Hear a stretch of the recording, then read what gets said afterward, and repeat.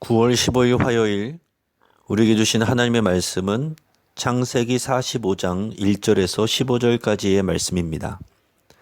아는 만큼 보입니다 라는 제목으로 말씀의 은혜를 같이 나누겠습니다. 만으로 100세가 넘은 김영석 교수님은 100년을 살아보니 라는 그의 책에서 인생을 사랑 있는 수고라고 요약했습니다. 인생을 깊이 있게 바라보는 철학자가 100년의 시간을 살아보고서 도출한 결론입니다. 참 의미 있는 성찰의 내용입니다. 우리 인생에서 사랑은 있고 수고가 없다면 어떻겠습니까?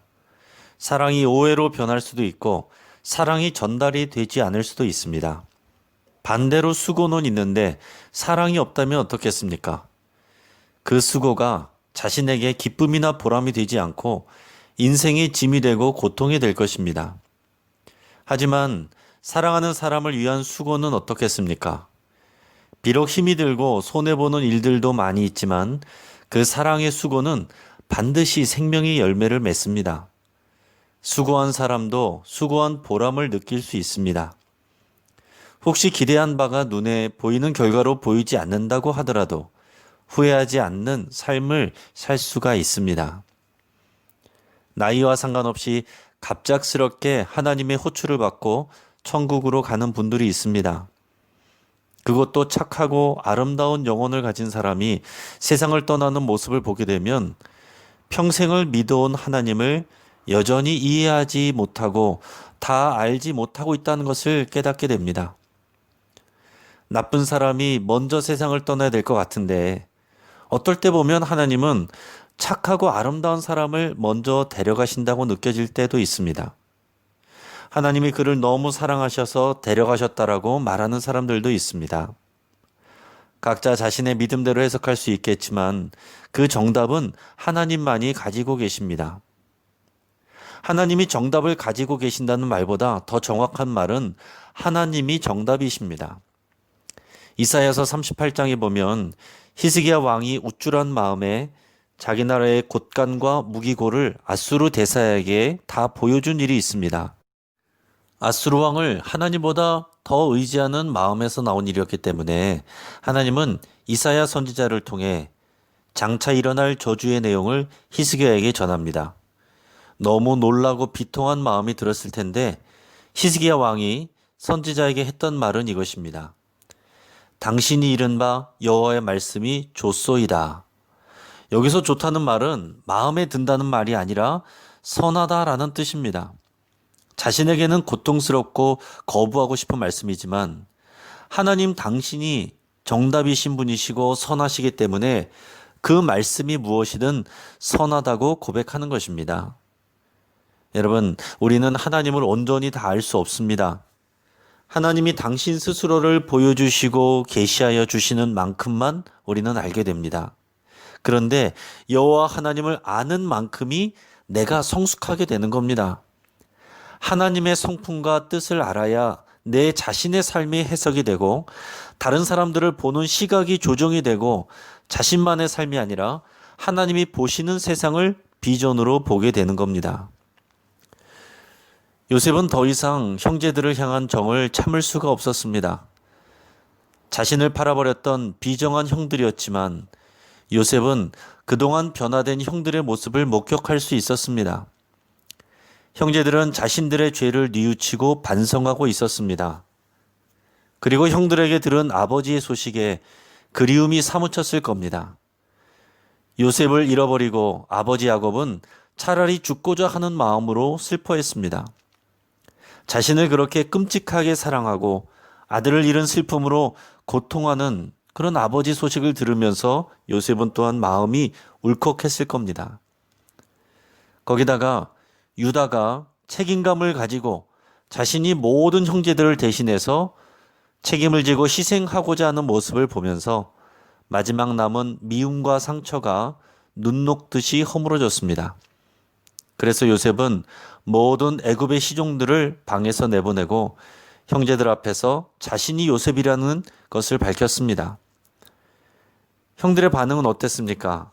너무 충격받아서 아무 말도 못하고 그 자리에 얼어붙어 있었습니다. 그들은 기뻐할 수가 없습니다. 먼저 요셉이 애굽의 총리가 되었다는 것에 너무 놀랐고 자신들이 요셉에게 행한 죄가 있기 때문에 요셉이 자신들에게 어떤 보복을 할지 몰랐습니다.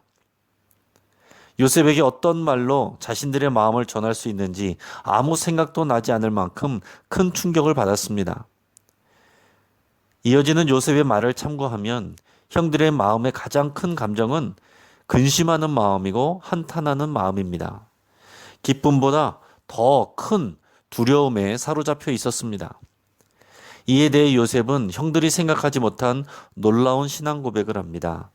오늘 본문의 5절에서 8절까지 말씀입니다. 당신들이 나를 이곳에 팔았다고 해서 근심하지 마소서, 한탄하지 마소서. 하나님이 생명을 구원하시려고 나를 당신들보다 먼저 보내셨나이다. 이 땅에 2년 동안 흉년이 들었으나 아직 5년은 밭갈이도 못하고 추수도 못할지라.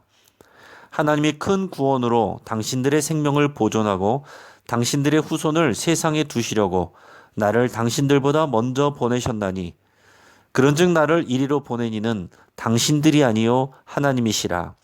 하나님이 나를 바로에게 아버지로 삼으시고 그 온 집의 주로 삼으시며 애굽 온 땅의 통치자로 삼으셨나이다. 아멘. 요셉은 자신이 애굽에 오게 된 것은 형들이 자신을 팔아서가 아니라 하나님이 큰 구원을 이루기 위해서 자신을 이곳에 먼저 보내셨다고 고백합니다. 자신의 복수나 감정의 차원에서 말하는 것이 아니라 하나님의 시선과 섭리의 차원에서 고백하고 있는 것입니다. 하나님의 계획은 자신의 가문과 가족들의 생명을 흉년을 대비해서 살리고 그 후손들과 남은 자들을 세상에 두시는 것이라고 요셉은 고백합니다. 자신이 잘났거나 엄청난 노력을 해서 애굽 총리에 오른 것이 아니라 하나님 당신의 구원 계획에 따라서 자신을 애굽의 통치자로 세우셨다라고 고백합니다. 자신이 어려움을 당한 것도 하나님의 뜻 가운데 있는 것이고 자신이 잘된 것도 하나님의 뜻 가운데 있었다라는 것을 고백하는 겁니다. 요셉은 어떻게 이런 놀라운 고백을 할 수 있었을까요? 그는 자신이 예상하지 못한 이 고난의 상황들 속에서 하나님이 자신과 동행하시고 형통케 하심을 직접 경험했습니다. 요셉은 생생하게 살아서 역사하시는 하나님을 점점 더 깊이 알아가게 되었습니다. 단지 할아버지와 아버지에게서 들은 하나님에 대한 내용이 아니라 자신이 경험하여 알게 된 하나님을 만난 것입니다.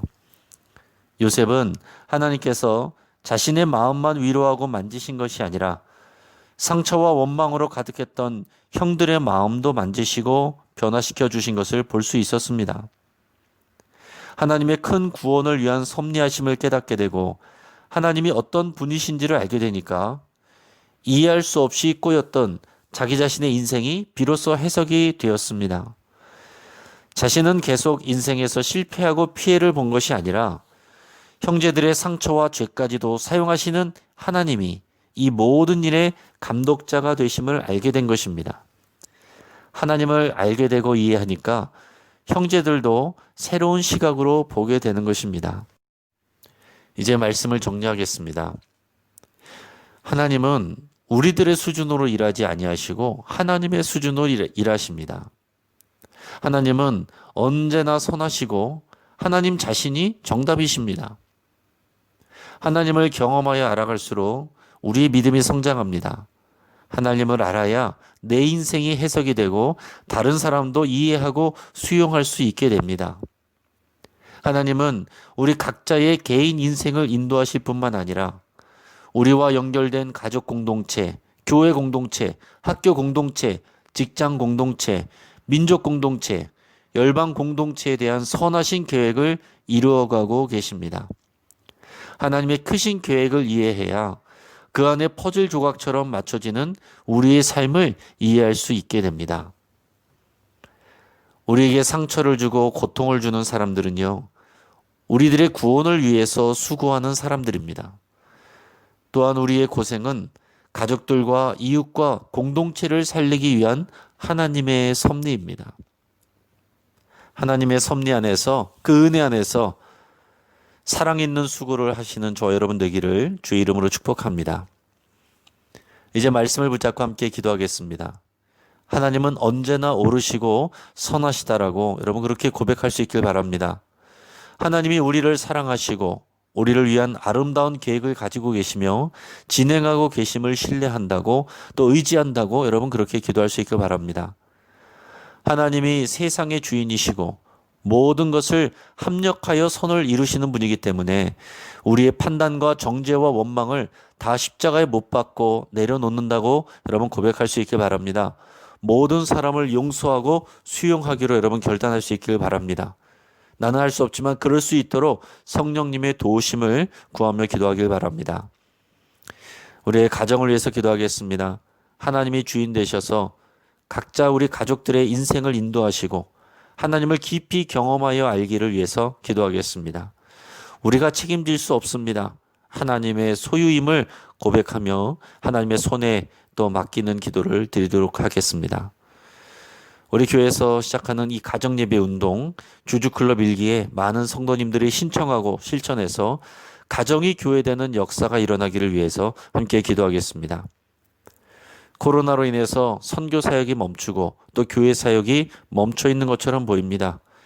하지만 쉬지 않고 일하고 계신 하나님의 역사가 아름답게 선교지와 교회와 가정에 일어나기를 위해서 함께 기도하겠습니다.